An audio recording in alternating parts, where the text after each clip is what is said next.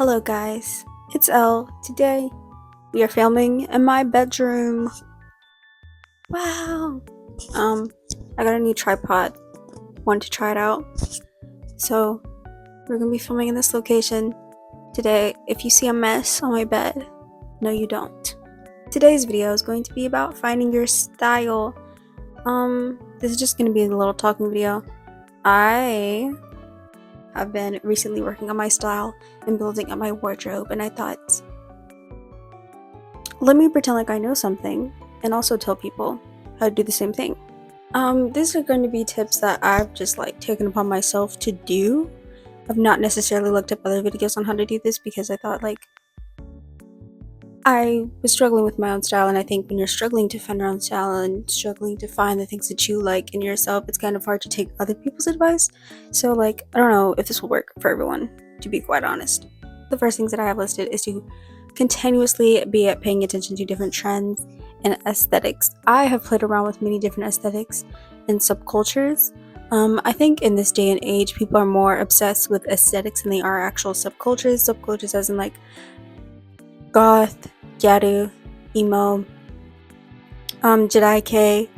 People aren't really interested in subcultures, it seems here lately. Everybody goes based on aesthetics, overall vibes, and I think that's due to social media, specifically more like TikTok. I feel like I was never really aware of micro trends as I am now because of TikTok, which I don't think micro trends are necessarily a bad thing.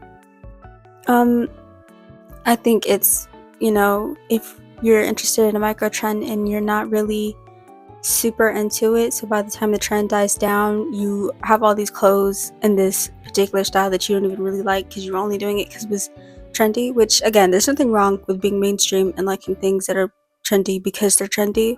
It can be a waste of time to invest into a certain style and then not really like it. A micro trend that I've been interested is the soju anime girl aesthetic. It is really just about dressing literally like a anime girl protagonist in a soju anime. A lot of people have their gripe about this because they're like, soju just means girl, so calling yourself a soju girl doesn't make sense. And I'm like, it's about the vibes. It's about the vibes. Aesthetics are about vibes. For me, I noticed just all over in my life when it came to styling and when it came to dressing and aesthetics and makeup and hair, I've always been interested in a specific era, and I think that's my next tip, is to find an era of styling that you really, really, really like. I've always been obsessed with early 2000s to mid 2010s. I think that's when fashion was the best. Those are the trends that I stuck to and paid attention the most, and I think especially growing up, being born in the early 2000s, is you weren't able to participate in those trends because I wasn't old enough. And so it was the second I got old enough, got my own money, I was like, I'm going to buy clothes in this particular aesthetic. Even when I do gyaru makeup, gyaru fashion, my references are usually from the early 2000s, 2010s. Other aesthetics that I like that are from that era would be indie sleaze, indie grunge, especially if you were a Tumblr bitch like me. You know what I'm talking about, that whole era. I don't know if this is probably going to be an all over the place type of video. One of my references that I would always use when I was younger would be Tumblr. Tumblr was the first place that I would go to for an aesthetic, for a vibe, and that's how I discovered different aesthetics. But like I said, because I picked this type of specific era in fashion, that tends to be it was something that I always wanted to emulate, wanted to participate in, and it's okay, now I'm going to go down the list of all the subcultures and aesthetics that I like. I'm particularly hyper focused on the early 2000s and 2010s, especially with emo. Now I wasn't I didn't have the best of clothes when I was emo, because I didn't know much about fashion and what fit me and all those types of things. But when I say emo, when I would look at emo clothing, I would always be looking towards the early 2000s, 2010s. That was the peak year. That's the peak year for me when it comes to fashion.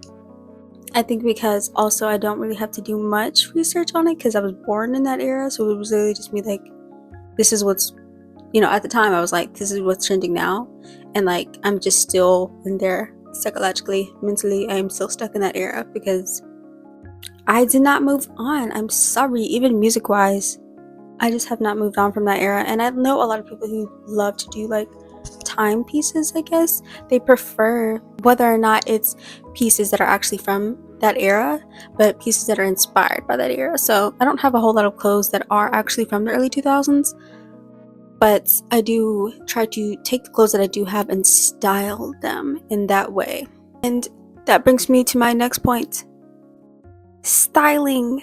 Actually like taking the clothes and like making them look like something.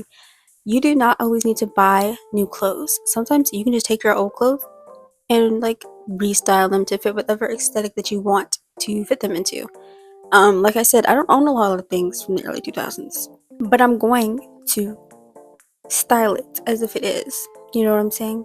I like to watch a lot of videos of like DIY stuff, whether it's like painting on things, adding patches to things, sewing clothes, making my own clothes from scratch. I'm not too good at it, but it's something that I am trying to learn and get better at. And I think that has also really helped because I have a lot of clothes. I would say I kind of have a lot of clothes. I have a lot of clothes. There's a lot of clothes that are hung up. There's a lot of clothes that are in my drawer, and there's a lot of clothes that have yet to be hung up. That's how much clothes I have. Um, but sometimes I run into the issue of like, maybe I don't need this new item. I just need to figure out how to style it. That is exactly how I save money for the longest. Instead of throwing out these old clothes and like, well, I don't really like this anymore. I try to repurpose it in a way so I can still wear it and it still, still fit my overall vibe and aesthetic. I think specifically when it comes to subcultures as well, that you should like do good research on your subcultures that you decide to pick from. Um and when I say research, I mean not necessarily look at the items of clothing that they're wearing, but exactly how they are styled and why things work the way that they do in that particular subculture. Another thing that I think, I don't know if it's like important, but it's something that I've learned recently, and that is personal fit, meaning um, if certain clothes go with your body shape, if they go with your, I guess, like color scheme, if it looks good on your skin.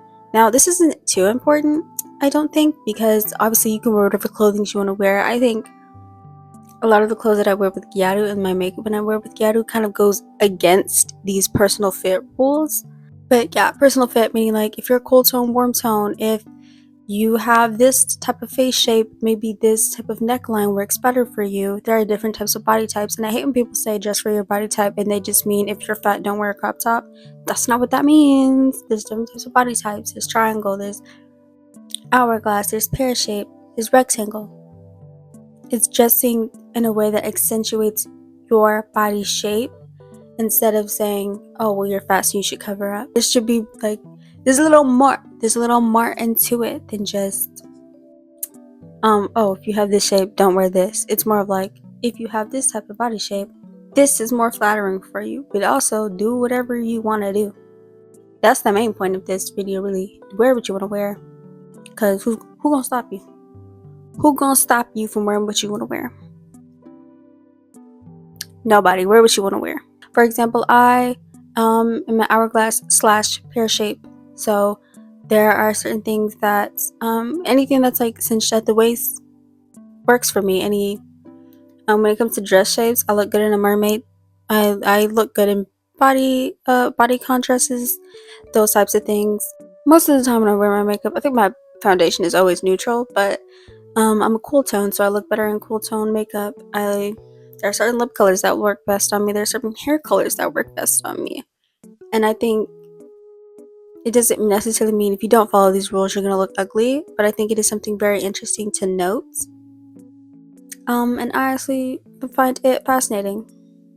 And I think there are ways to incorporate it into something that you already like and a style that you're already interested in. Now, when it comes to building a wardrobe, you need to build that wardrobe. And by that, I mean buy outfits pieces. Buy certain outfits. This is what I was talking about when I was saying you don't need to buy a certain thing to fit this specific aesthetic or a certain subculture. You just need to figure out how to make it work for that subculture and work for that aesthetic. Because buying pieces will have you in the predicament that I have, where I have so many clothes that I feel like I don't necessarily know what they go with. Because here lately I have not been taking my own advice. I think it is better to buy outfits and buy things with an outfit in mind, at least. Because then if you like own this thing, you're like, oh, well, I don't know what pants to wear with this shirt. But if you go to the store and you buy particular pants and a shirt that go together, and then it's like, okay, I also have this one outfit. And if you also have in mind while you're buying this pants and this shirt could also go with another pair of pants that I have, or these pants can go with another pair of shirt that I have. You can actually have outfits in your closet instead of just pieces, instead of just clothes. You want outfits. You want quartz. You don't want just, I have a shirt that I could wear, and I think I may have some pants that go with it. Another thing that I think is very good to note when making an outfit, or rather finding your style, is experimenting with different layers and different patterns.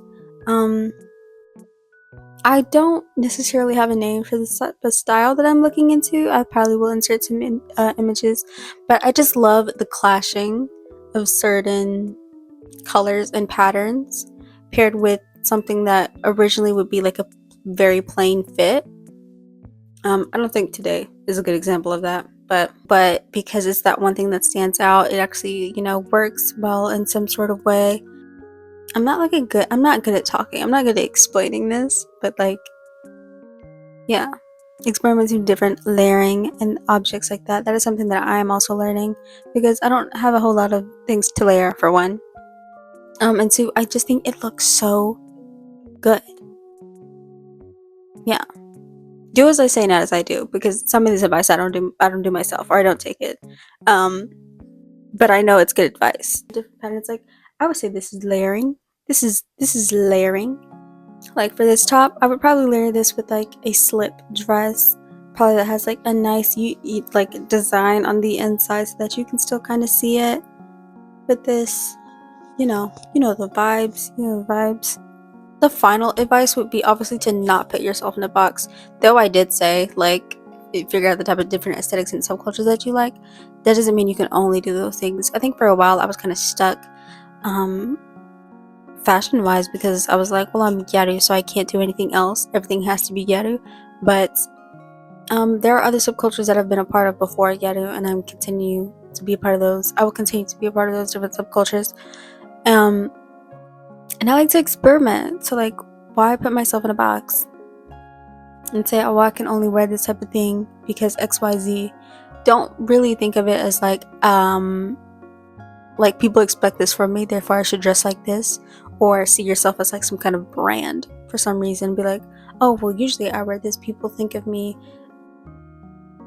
as this type of person wearing these type of things, therefore I can only wear those type of things. That's not the truth. You can wear what you want. That's really the moral of this. Wear what you want. Don't put yourself in a box. Don't overthink it. Try different things. Yeah, this may be a pretty messy all over type of video. I apologize for that. I have a lot going on at the moment. A lot of things I have planned and putting in order. So I apologize for that. Some of the videos following this may be a little messy, a little bit hectic, a little bit all over the place. I think that's it. I think that's all I have to say. I think I forgot what I was going to say. Do y'all like these talking videos? Should I do more talking videos? I have other things I want to talk about. Today was just really a test run in this type of setting. I was like, if I do it in my bedroom, it's gonna feel like we're just friends sitting and talking together, and that'll be cool and deep. But yeah, hope this helped.